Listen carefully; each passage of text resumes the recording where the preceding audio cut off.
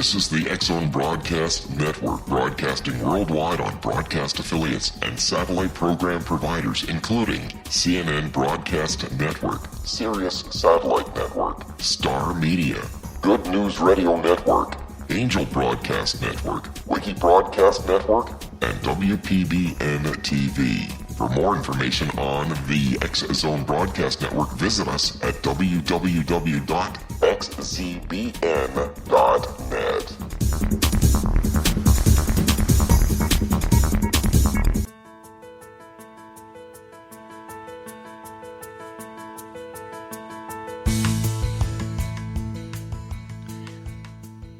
Welcome to Connecting with Coincidence with Dr. Bernie Beitman, MD. That's me. This is CC with BB, and we are the only radio program in the world dedicated to the study and discussion of coincidences, serendipity, and synchronicity.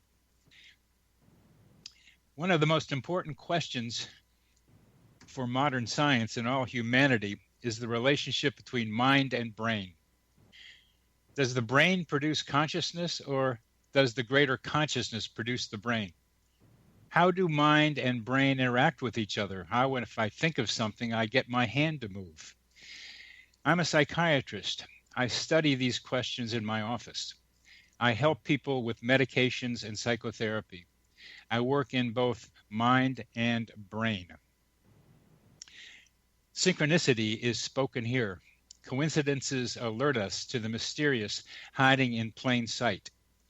In other words, coincidences alert us to possible causal connections not recognized by modern science.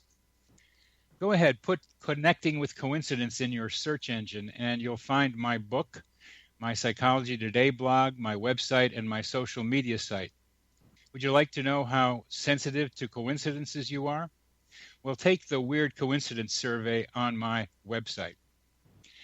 Our guest today is Alexis Brooks, who is a #1 best-selling author, journalist, researcher, and talk show host, covering metaphysics, spirituality, and New Thought concepts. Her work explores consciousness, human potential, and the deeper characteristics of reality from a transcendental perspective. And they have been described by others as lucid and easy to understand in covering an otherwise complex and esoteric subject matter. Alexis did us the favor of listening to some of our radio programs, some of our interviews earlier, and she had a great coincidence involved with one of those programs that she listened to. And I'd just like to have our producer, Rob McConnell, know that he is now helping coincidences happen out there in the world. And here is an example of that. Alexis, why don't you tell us about that radio interview that you were listening to and the coincidence involved with it? Oh, I'd love to. And by the way, Bernie, thanks so much for having me on to talk about my favorite subject in the world, and that's synchronicity. And, I have to tell you at the outset, I think that when one loves synchronicity, they invite more. And such was the case yesterday as I was preparing to talk with you today and listening to one of your shows. And it's so funny because obviously you've got a whole portfolio of beautiful shows. And I said, well, which one should I listen to? And I said, I think I'm just going to pick one arbitrarily. And so I did. And that interview happened to be with Jennifer Palmer, who I will be honest, was not familiar with prior to listening to the show. But what was the arbitrariness of it? Because that's the kind of that's the fun that I know you have to have. I know I do. Yeah. Is somehow you do something by feel. Arbitrary isn't quite the right name for it. I'm being a little bit facetious. You're absolutely right, and that's why I kind of hesitated when I said arbitrarily. But again, if there's no conscious, let me study this, and I think I'll listen to this. I kind of said I'll pick this one. I'll take this. It's that intuitive impulse that I want to encourage our listeners to be able to pay attention to, because it can lead to funny things. Absolutely. And that's the beauty of it all. But nonetheless, just if I can make a long story short. So I'm listening to Jennifer. And by the way, folks, I encourage everyone to listen to this great program. All of your programs are great, but this was a great interview in that she talked about sort of the impetus for her own noticing of synchronicities and the deeper meaning of life by witnessing the passing of her aunt and the synchronicities that ensued around that. But after that, Bernie, as you know, she went into what is really, I think, the focus of her work right now, which is this wonderful documentary that she was the center of called Time is Art. Yes. And I'm listening thinking, time is art. Why does that sound so familiar to me? Yeah. And I'm listening and listening. And as you know, we tend to multitask. And as I'm listening, I figured I'd go look up time is art and see, this sounds really familiar. I think I know this. So lo and behold, I went to the website that was listed in her bio, and there it was, the documentary film, of which the producer of that film had reached out to me some, I don't know, 5-6 months previously, and we lost touch. I thought, wow, here we go, a synchronicity within a synchronicity. But here's the kicker, Bernie. Prior to my sitting down to prep for this show today, I was having coffee maybe an hour or two before at my kitchen table thinking, I need to plan a trip to New York. I have a couple of things I've been putting on the back burner, one of which is to reconnect with the woman who invited me to be a part of the documentary, which is essentially a follow-up, I believe, to Time is Art. Yeah. So again, here we go. Universe is saying, okay, here you go. I'll make sure that connection happens. Well, So. to just highlight that, here you thought about seeing Katie Walker in New York before you listened to the interview. Absolutely. Although I have to tell you, I couldn't think of her name because it was vague. It was a brief connection we had made several months previous. But yeah. But it was Time is Art that put you was the trigger that allowed you to see it. But you thought about it, and there it was. There it was. And I just like that you picked it out from someplace. So this is the end. This is the end of this first segment, and we will continue to talk with Alexis in our next segment. Hold on.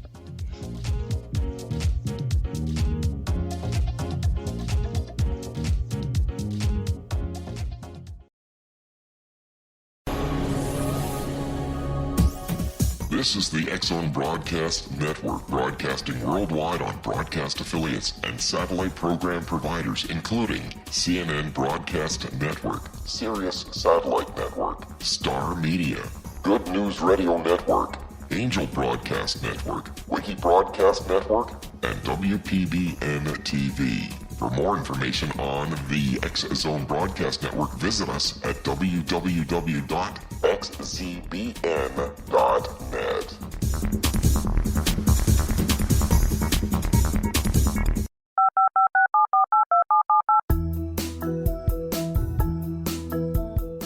Did you know that when you're on the road with limited data or Wi-Fi, you can still listen to the X-Zone Radio Show with Rob McConnell, The Science of Magic with Gwilda Wiyaka, X-1, Dimension X, Space Patrol, and every minute of the X-Zone Broadcast Network by calling 213-401-0080, courtesy of Audio Now.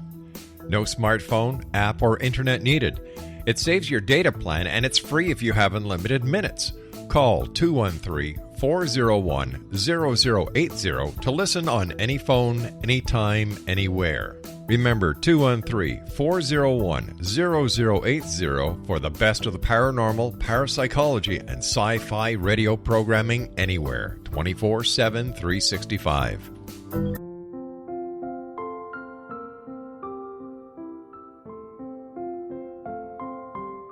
I am Dr. Carl O'Helvey, founder, president of a new cancer foundation focusing on evidence-based physical, mental, and spiritual interventions, including natural cancer cures, prayer, meditation, affirmations, nutrition, and other related holistic cancer prevention and cure modalities. These are used in cancer education, research, and financing care. I ask for your help to continue this important work by donating at www.holisticcancerfoundation.com.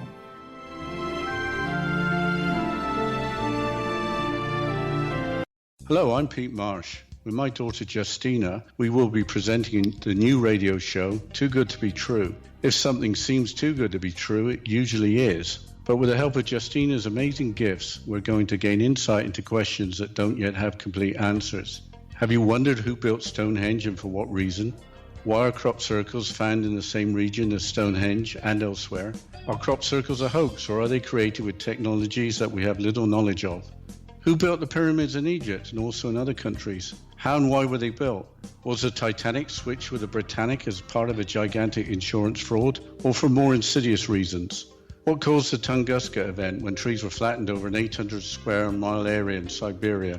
Will the new insights be too good to be true? Well, that will depend on what you are prepared to believe. Please join us as we start on this journey together. For more information on Too Good to Be True, visit www.xzbn.net. Little children aren't the only ones afraid of the dark. Millions of soldiers return from war zones with PTSD, anger, frustration, fear, and loneliness, much of which surfaces during the darkness of the night.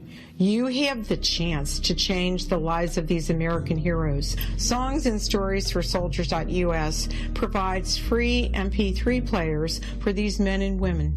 With a list of 3 million songs in 16 different styles, 100,000 audiobooks, and 30,000 old-time radio programs, every veteran can find something to soothe and comfort them at no cost.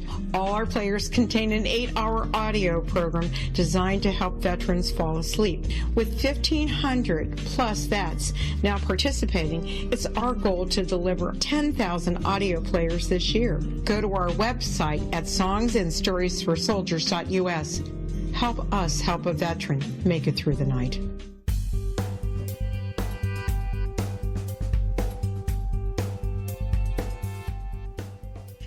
Welcome back to CC with BB, Connecting with Coincidence with Dr. Bernie Beitman.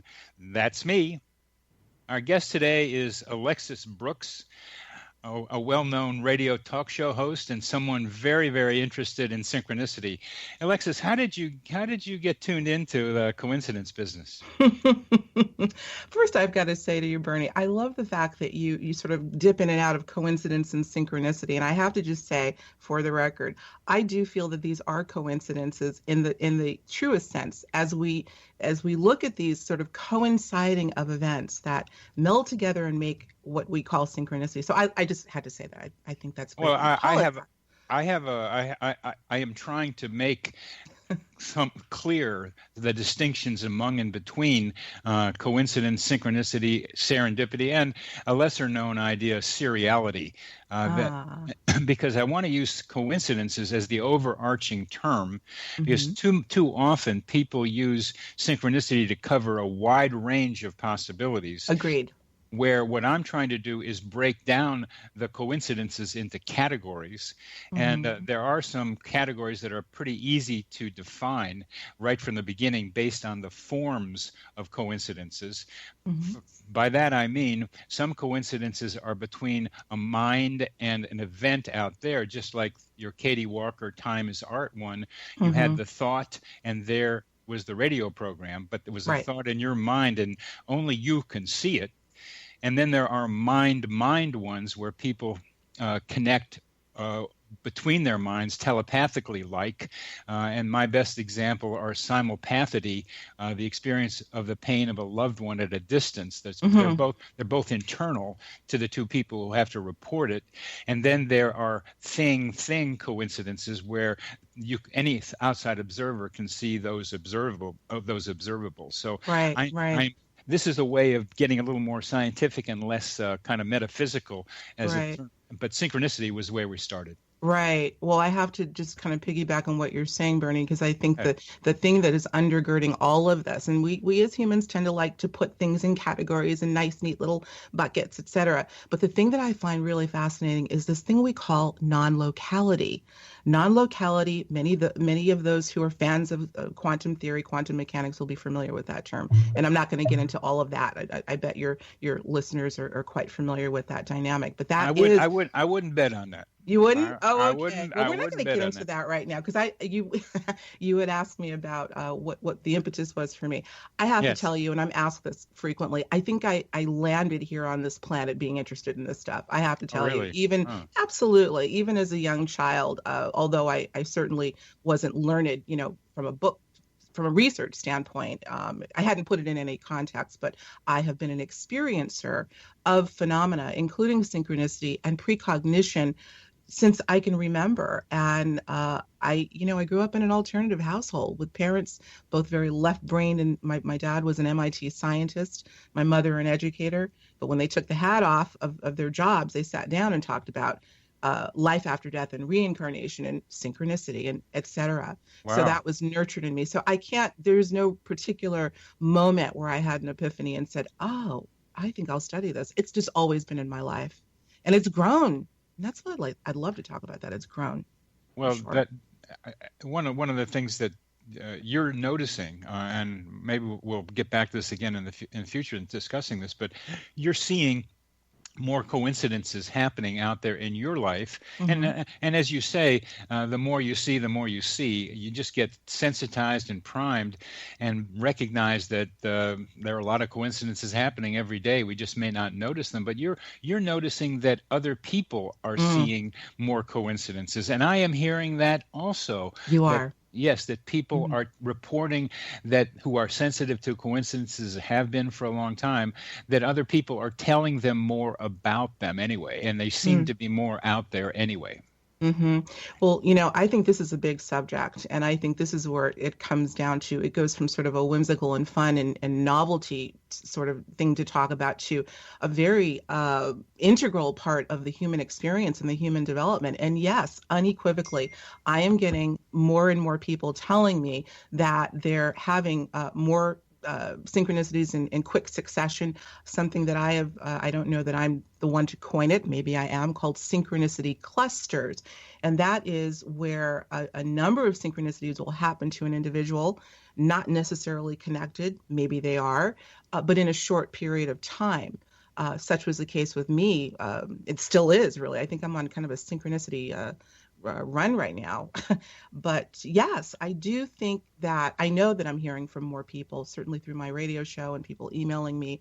The question becomes, why is that? And that's where I think it gets very interesting, because I think we're looking at, Bernie, and obviously people that come from sort of a new age or metaphysical, or those that are interested in subjects of consciousness, are looking at the times that we're living in right now metaphysically and saying there is something shifting. So many of us have used that word somewhat loosely, but I have no doubt that I don't know what the cause is.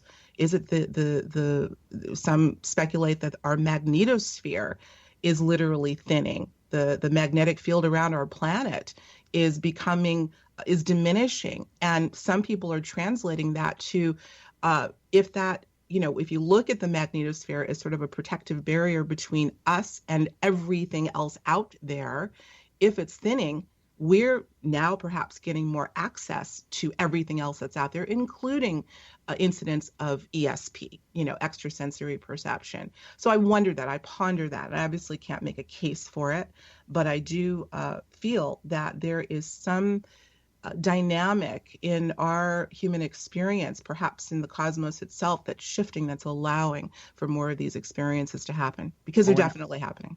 When I think about the coincidences and try to understand them, I tend to start from the bottom up, from us chickens walking around here on the Earth's crust, trying to figure out just what's going on around here. I mean, what's going on around here? So I start with us, and one of the I read a paper several years ago that suggested that when a culture starts going through a major transformation, when there is uncertainty, when there is ambiguity, when the results of what you do you can't predict as well, things aren't as consistent as Rob McConnell telling us that the segment is 14 minutes. When things are not so predictable, when this uncertainty happens, then more metaphysical ideas start coming into our minds. I love it. And the correlate of that is, again, the individual,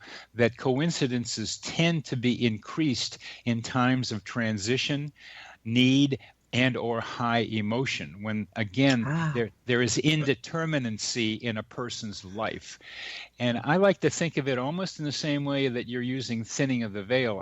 I use the term the kind of breaking the webs of ordinary reality and letting stuff coming in.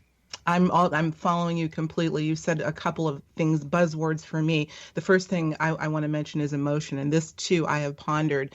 Emotion is a very, very powerful thing in the human experience, and as we think about the idea that there may be other intelligent species out there, and I do in fact cover that very elusive topic in my work. We're talking extraterrestrial and beyond. The one thing that it is, when you juxtapose the human species with perhaps others, the one thing that we have going for us is the ability to emote. An emotion, which is in fact has a frequency, a signature aligned with it, or connected to it. Yeah. Intense emotion tends to trigger experience. I can give you, we don't have enough time in the probably now 10 minutes left or less, but numerous examples of people that in the throes of emotion have gone into altered states and have been witnessed or a part of phenomena, including synchronicity and even more. So that's the first point I want to make. I do feel that increased emotion can trigger these sorts of things. The other thing I want to bring up in terms of the times that we're living in, and yes, it's almost cliche now, the times of uncertainty and challenge, et cetera. I have a chapter in my book, Conscious Musings, called Dichotomy of Consciousness and the Precipice of Change. And it reminds me of what you just said about sort of this sort of midpoint of, ambiguity. We're not quite sure where we're going. I look at it as sort of a dichotomy of, we're seeing the ugliest of ugly right now. We are. I mean, there's no one that can deny that. But we're also seeing unprecedented acts of altruism sort of coexisting. And as I say in my book, they're sort of duking it out. And when we see that collision of opposites, that too is a marker, at least for me, that we're on the precipice of some kind of a paradigm shift. And in the midst of that is when perhaps the universe will come forth and give us the opportunity to make that transition using things like synchronicity. Mm-hmm. Uh-huh. Yeah. There's just a lot in what you've just said. And I'm going to go back to the magnetosphere and what I call the psychosphere, which is somewhat related to what you're talking about. The ionosphere is another part of our atmosphere that helps to protect the Earth from solar energy, from solar winds that have lots of stuff that could create difficulty for us. And the ionosphere bounces a lot of the solar wind energy back into outer space. And the ionosphere is maybe 40 miles up from the Earth's crust. And between the ionosphere and the Earth's crust, there is something that people can call an electromagnetic container. The Earth is negatively charged and the ionosphere is positively charged. So within that container, electromagnetic waves can exist. And lightning, which strikes maybe 1,000 times a minute around our Earth, in highly concentrated in some places, tends to create electromagnetic waves within this container between the ionosphere and the Earth's crust. And these waves create what's now called the Schumann resonance. That's right. And that Schumann resonance has various harmonics up to maybe 40 hertz. So the Schumann resonance is about 8 hertz. And there's something about that Schumann resonance, which we are in right now as we are talking. It's here with us, that has something to do with what I'm calling the psychosphere, which is the method, means, medium through which telepathic and other communications take place and help to create some coincidences. Yeah, I'm so glad you brought up the Schumann resonance. And again, I don't want to give the impression that I am a scholar in any of these things, but I obviously am familiar with in our quest to find out what the heck is going on this little blue planet of ours right now. You touch on these things. And the Schumann resonance is something that I actually just brought up in an interview I had conducted with Nassim Haramein, who is a well-known quantum physicist and consciousness researcher. There is a rumor out there, and I'm still trying to get to the bottom of it, that the Schumann resonance, which is also considered sort of the Earth's heartbeat, if you will, has been known to have a sustained beat, if you will, of approximately 7.8 hertz. That's pretty well known, and it's been like that for as long as we can remember. However, the rumor, and I say rumor because I think there's a lot of controversy. It's a rumor, yes. Yeah, that it is in fact fluctuating. Some people Yes. contend that it is spiked up to even beyond 30 hertz, which is... And we're getting close to ending Okay. this segment, so we are going to come back to getting into outer space in our next segment. Deal.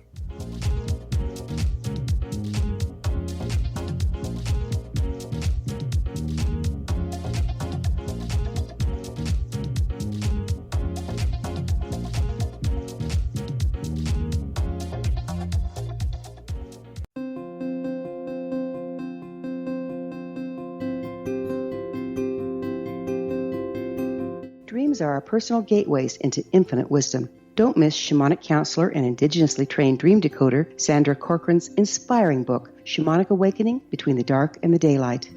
This remarkable work chronicles Sandra's 35 years of experience with diverse wisdom keepers and her initiations throughout the Americas and across the British Isles, Turkey, Greece, and Egypt. Sandy's knowledge of symbology, psychology, and myth influence her dream blog and workshops. Sandy offers private tarot readings, international journeys, a meditative CD, as well as her book, Shamanic Awakening, to encourage you as you navigate this earth walk, creating a deeper connection to yourself and all that is. Find this and more at Sandy's website, starwalkervisions.com.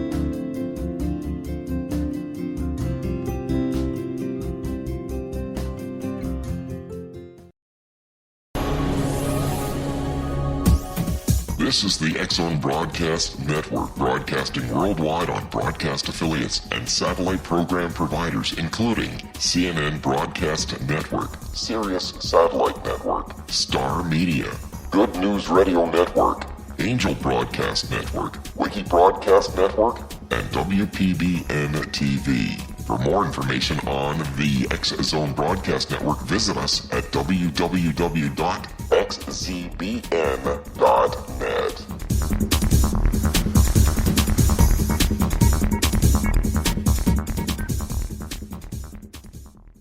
How would you like to be able to read other people's minds? Well, the next best thing is here. When you know how to read a person's name, you know how the person thinks, feels, and behaves. Each letter in our name holds a key to unlock our true essence. Our name contains both our gifts and challenges in this lifetime. Mnemology science discovers personality secrets hidden in the placement of the letters of our names, including the first and last impression people remember about us. Sharon shows us how to interpret the arrangement of letters as outlined in her book, Know the Name, Know the Person.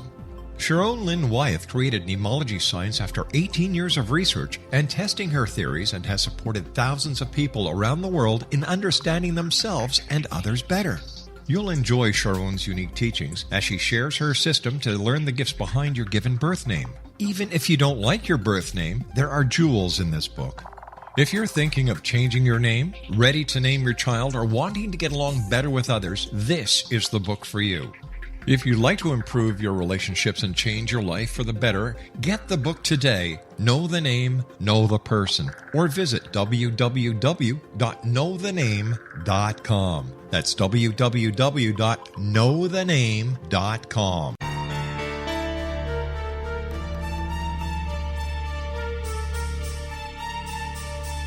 Hello, I'm Justina Marsh, and with my dad Pete, we are going to present a new show called Too Good to Be True. Together, we are aiming to discover more truths about this world and beyond. Do you have unanswered questions about the world? Do you ever wonder about aliens, conspiracy theories, or the universe? There are many shows discussing subjects such as pyramids or UFOs, but we want to relay this information based on our own research, including from spiritual means. Hopefully, listeners will be helped with their own beliefs and will appreciate the psychic insights that add to the previous research and information. We both look forward to sharing this insight and beginning this journey with our listeners. Visit xzbn.net for more information about when to listen.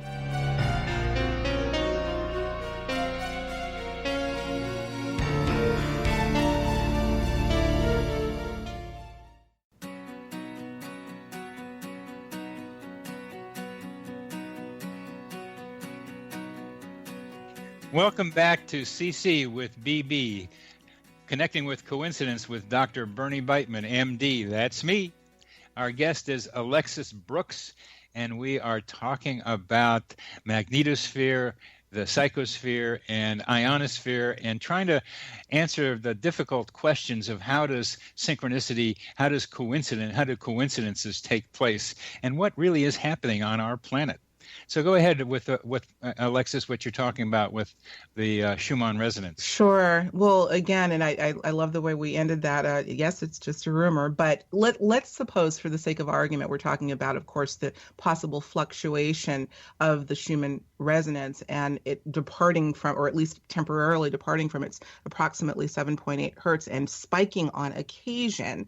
And I, again, have no proof of that, and yet there's a lot of talk about that. But let's assume, for argument's sake, that that is true. What I'm also told, and based on what I've understood, is that our own persona, our own heartbeat, really is also designed to resonate with the Schumann resonance of about 7.8 hertz. If in fact, and this is just a hypothesis, if in fact there is some truth to the fluctuation of the Earth's heartbeat, and it is on occasion going out of sync or way above the 7.8, something is happening there which is either throwing us off or maybe trying to pull us up so that we stay in resonance with it. Again, to me, I find it quite curious that if this is happening, could this be one of the hallmarks of this paradigm shift that we're going through? And in the midst of all that, all sorts of wonderful and mysterious and bizarre, high strangeness sorts of things are happening, including synchronicity and other psychic experiences. I'm talking to people who are telling me stories of seeing, intelligent species appear. I'm not kidding. Ghostly images, poltergeist activity. I cover that in my book. And I don't think that's something we should shy away from. I definitely don't think we are in a position to name what it is or even how it happens. But when you follow the clues and you see that there is a consistency to the stories, the anecdotes are what I love. There is something going on, something powerful. So yeah, this is part of the trouble. Anecdotes are part of the trouble in trying to do what I'm trying to do with establish a kind of a science of coincidences, because a lot of people, there are different attitudes towards anecdotes. One anecdote is just an anecdote, 10 anecdotes are 10 anecdotes, while other people would say that 10 anecdotes become a hint of something going on, which is mostly the way I think about it.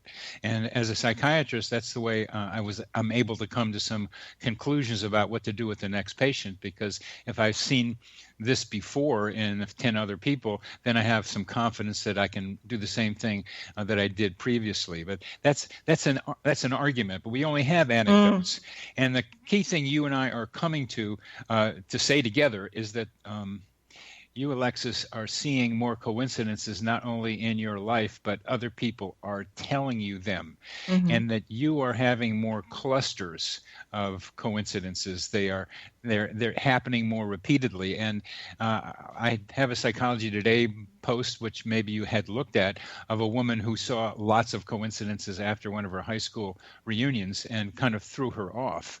So one of the functions that you and I can help people with, as I did with this woman, is to try to be able to say this is not abnormal, that there are more people experiencing clusters of coincidences. And when we put them together, we can come up perhaps with reasons that help you understand where you are in your life and what these coincidences might be telling you about where you're going. So this help, this I call this coincidence counseling. Coincidence counseling. I love it. I love it. Well, it's getting back to your point about the anecdotes. And again, I love stories, and I think there's some merit to stories. Sure, there are people that love to exaggerate, but we kind of come from a different school. I'm a little bit more on the philosophical side. You're a lot more on the scientific side, but you have a nice blend, which I like. Thank you. Here's what I say to people and remind myself. And, I have a sort of a saying about belief, because we human beings have a tendency to want to adopt belief versus knowing. And I've said it many times. I'm going to say it one more time. Seeing is believing, but experiencing is knowing.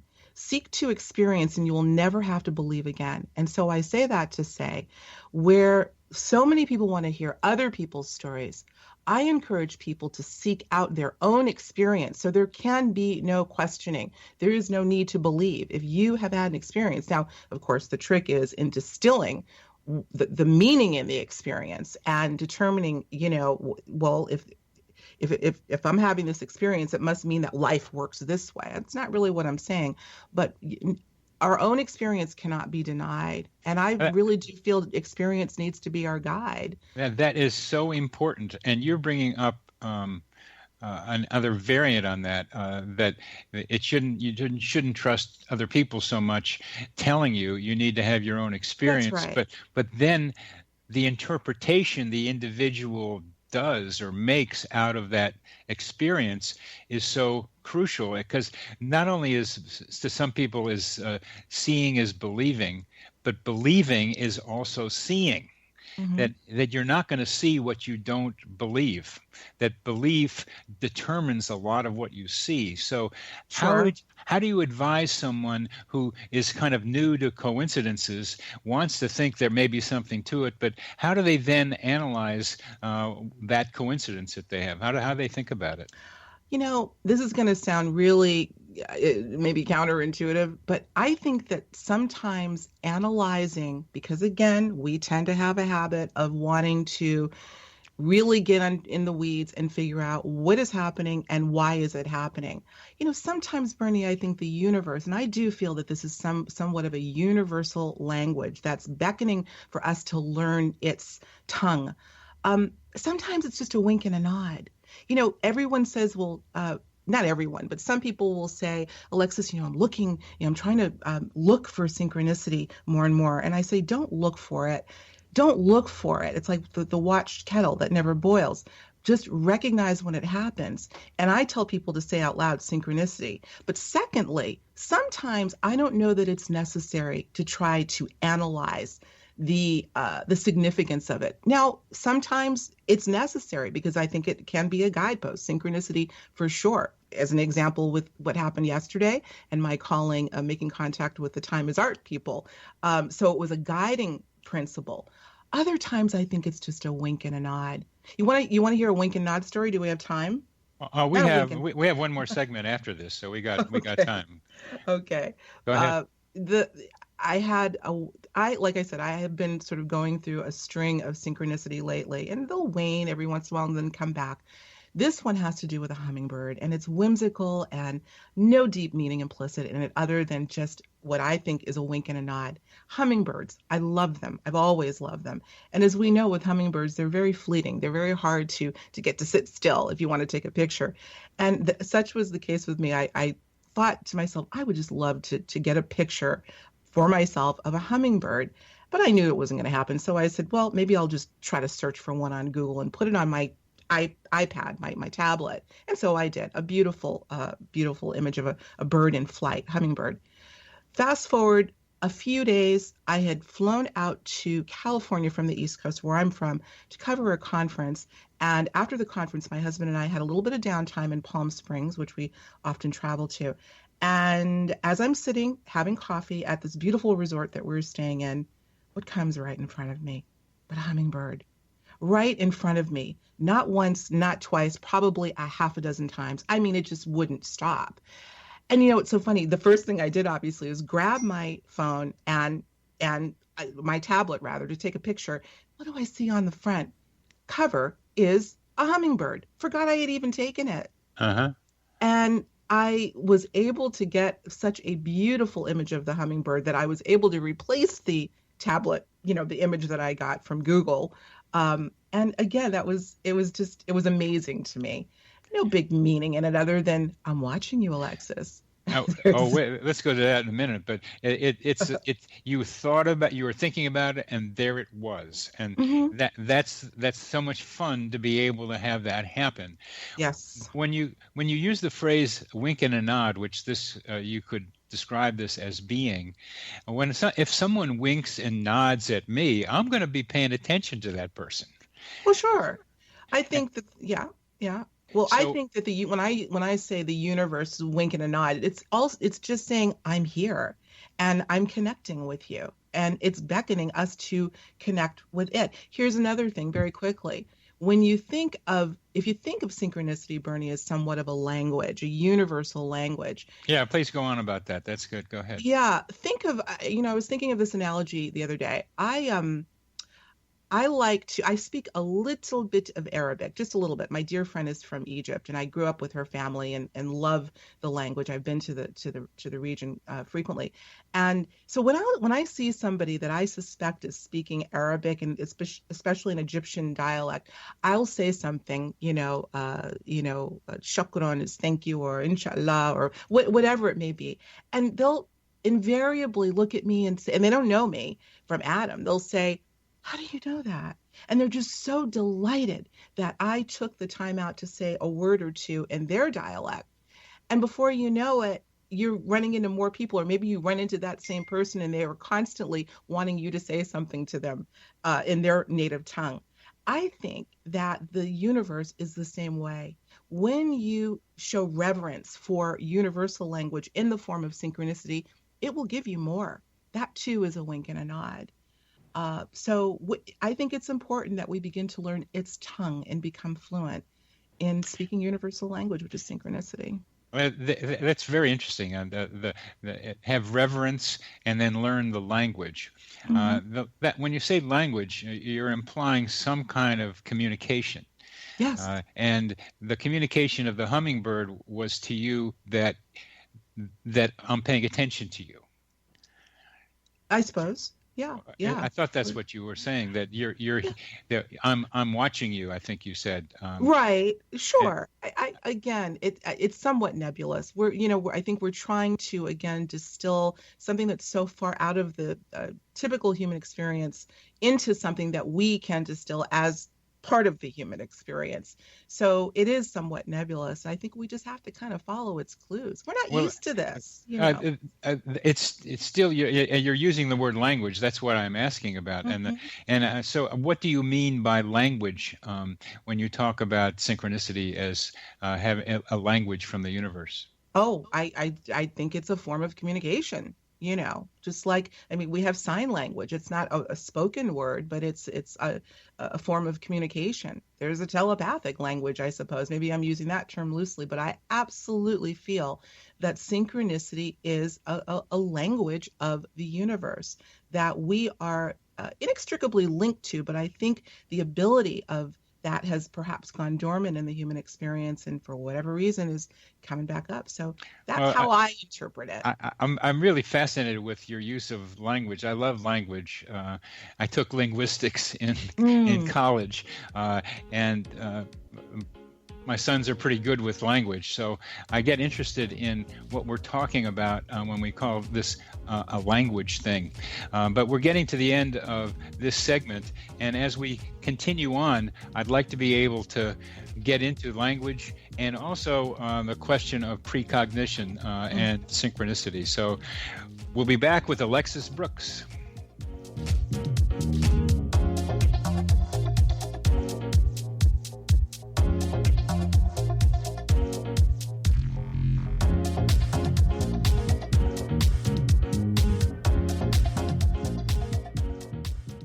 Hi everyone, Rob McConnell here, and I wanted to spend a moment on internet streaming. Everybody has heard about internet streaming, but not many know much about it. Did you know the internet streams just about everything? Movies. From new releases to old classics. TV shows. Almost every show, every episode, and much more. But the question has always been, how do you do it? Well now, thanks to the folks at 123 Ready TV, I have the answer for you. They have developed a simple program app, 123 Ready TV, that you install on your Windows PC, Android smartphone, or Android tablet that can have you streaming like a pro in less than 5 minutes. You truly won't believe how much is available or how easy it is to do until you try. And for a one-time cost of only $19.99, this product is a real winner. To learn more about 123 Ready TV, visit our website at www.xzbn.net.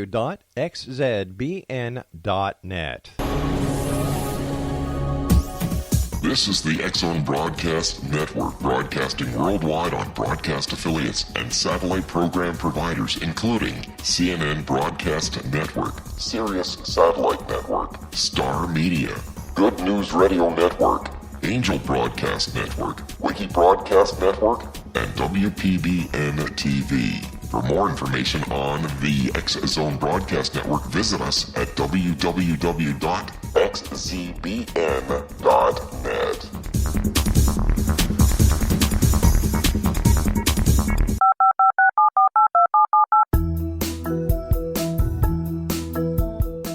Did you know that when you're on the road with limited data or Wi-Fi, you can still listen to the X-Zone Radio Show with Rob McConnell, The Science of Magic with Gwilda Wiyaka, X-1, Dimension X, Space Patrol, and every minute of the X-Zone Broadcast Network by calling 213-401-0080, courtesy of Audio Now. No smartphone, app, or internet needed. It saves your data plan, and it's free if you have unlimited minutes. Call 213-401-0080 to listen on any phone, anytime, anywhere. Remember 213-401-0080 for the best of the paranormal, parapsychology, and sci-fi radio programming anywhere, 24/7, 365.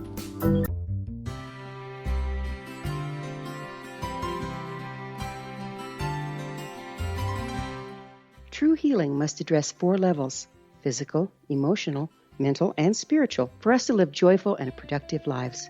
We tend to treat 3 of the 4, leaving the spiritual languishing. If you're tired of the same dysfunctional patterns cropping up in your life, Soul Balancing is for you. Trixie Phelps, owner and founder of Soul Balancing, is a naturally gifted energy healer trained in numerous esoteric forms, including shamanism. Trixie has created a powerful modality that safely and effectively clears your energetic field. A Soul Balancing session can remove interference, heal trauma, and restore your hope. Contact Trixie for a life-changing long-distance session today, www.soulbalancing.world.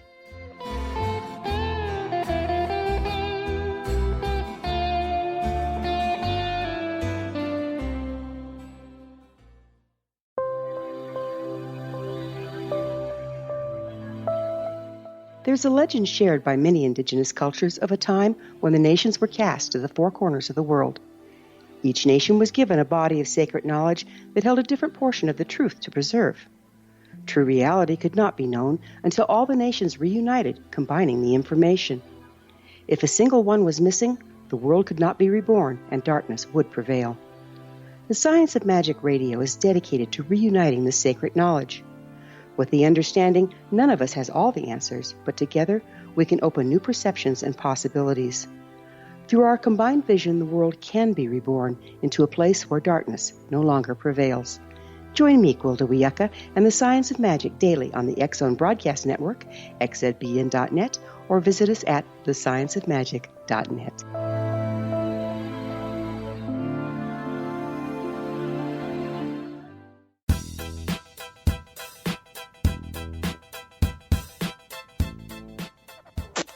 Welcome back to CC with BB, the only radio show in the world dedicated to the study and discussion of coincidences, synchronicity, and serendipity.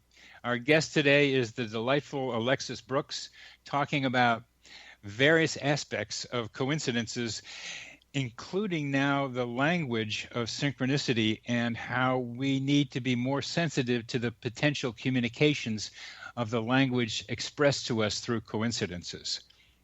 Alexis, just a little bit more about that, and then we're going to go on to the precognition question. Mm-hmm. Well, in terms of what the synchronicity as a language, because I really want to. Maybe it's hard for you to clarify it, but I really like the idea. Language is a word, so it kind of limits us. Just even talking about what we mean. There's symbols, and I think it's a symbolic language to start with, and Absolutely. probably. Are you probably saying we should just let these symbols invade us, to come into us, become part of us, and let our intuition begin to put them together rather than doing too much rational thinking about them? Wow.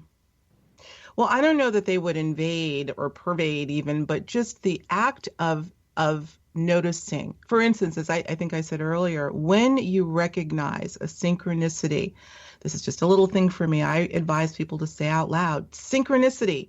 It's almost as if you're speaking. It's a communication that's taking place. That is the way I'm using language or framing this as a language. I don't believe it's a one-way communication. I have a feeling that it is, in fact, two-way, just as people discuss sort of a telepathic communication taking place. So again, in terms of, what do we do with it? What do you mean? What do you mean by two-way? I think I know what you mean, but what is your role in the communication in a synchronicity?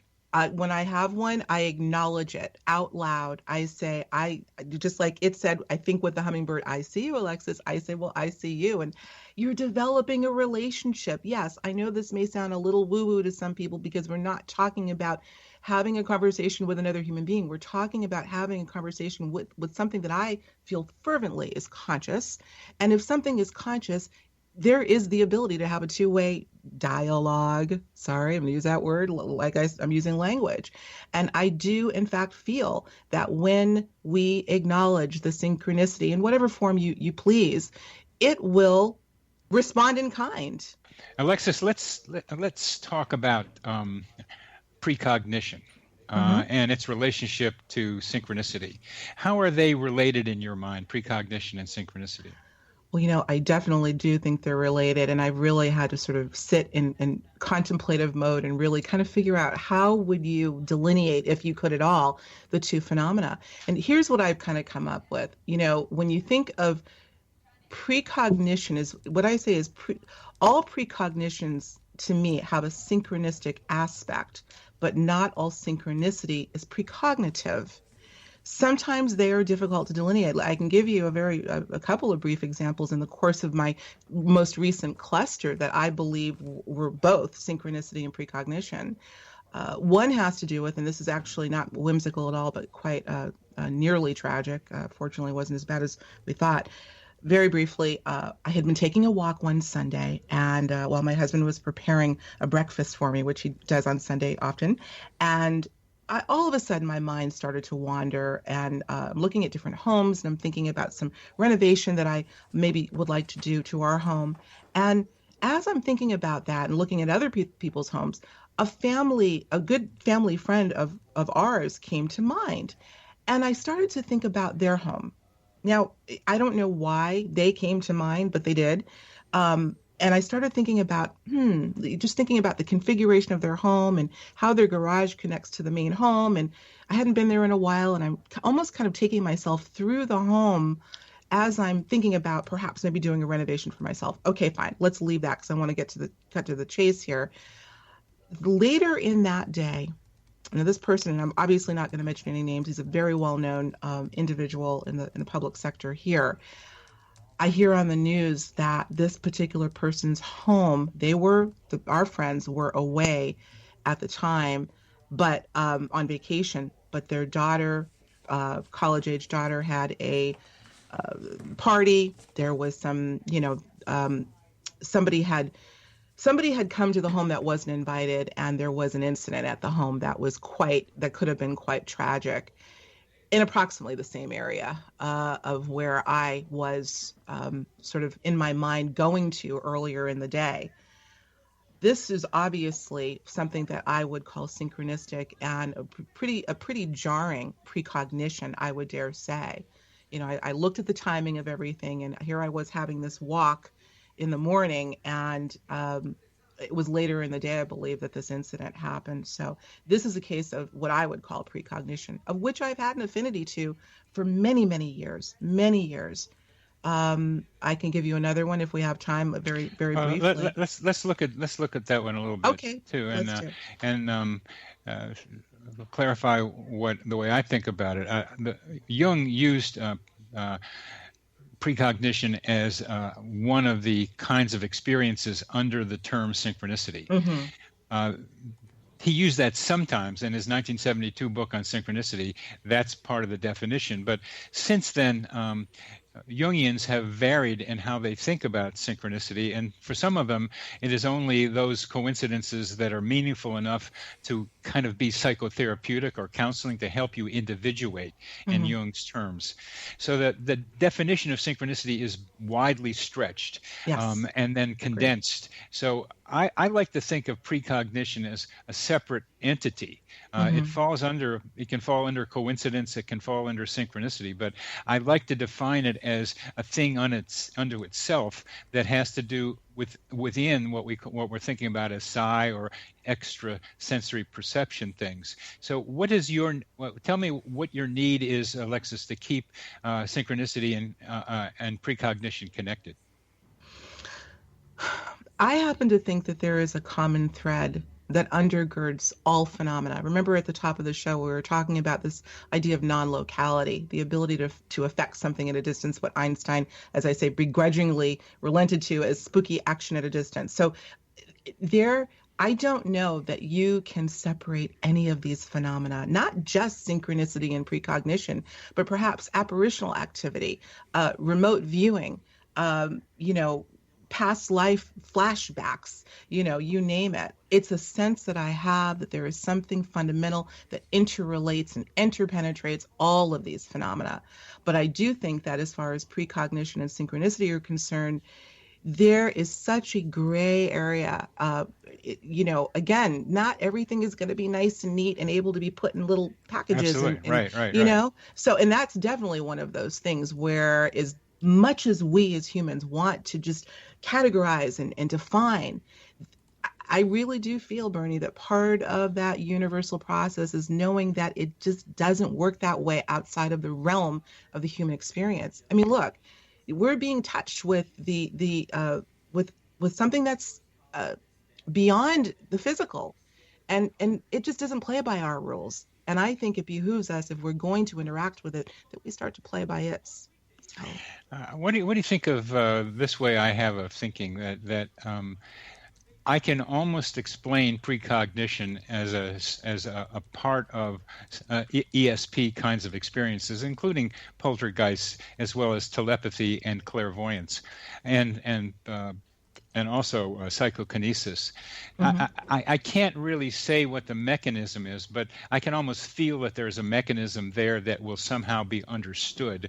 But how I can feel a loved one's pain at a distance, that is an easier thing for me to be able to explain than a woman that I know who has had a string of 1,000 or more monkey symbols enter into her life as teachers for her. You know Gary Schwartz? Yeah, of course. Well, in his new book, Super Synchronicity. Not familiar with that. That's great. He was on the show. He's going to be on again talking about this, that the probabilities of being able of such a long string existing are really pretty low and much harder to explain than the clairvoyance or precognitive experience that you described. And then you go to these very low probability coincidences to say there probably is a higher intelligence running this thing in some form or another. Oh, absolutely. Absolutely. I love to quote Richard Feynman, and I've done that numerous times. Go ahead. Which he says, oh gosh, of course I'm going to forget it now. We do no harm to the mystery to know a little bit about it. Look, I guess I, as more of a spiritual philosopher than a scientist, am somewhat content to not be driven toward an absolute, I have to know how this works. It's that left brain for me kind of going on, and we all do it. We want answers, but I am somewhat content to just live and relish in the experience, and not be so, explanatory driven as I am. Yeah. And there's nothing wrong with that. You're inquisitive, and I think we all should be. Let's keep that journey going. I really love the way your perspective. It's really valuable to me to hear how you're thinking about it, because there are many who think like you, and there are some who think like me. But I just like to hear how you've made it clear how synchronicity and precognition fit together with you, and it's not unlike the way Jung started thinking about it. But in various ways change it. We are coming to the end of our segment, Alexis. It's been a delight talking with you, about coincidences. And it's lovely hearing you talk and lovely hearing you think. Thank you very much for being with me today. Thank you, Bernie.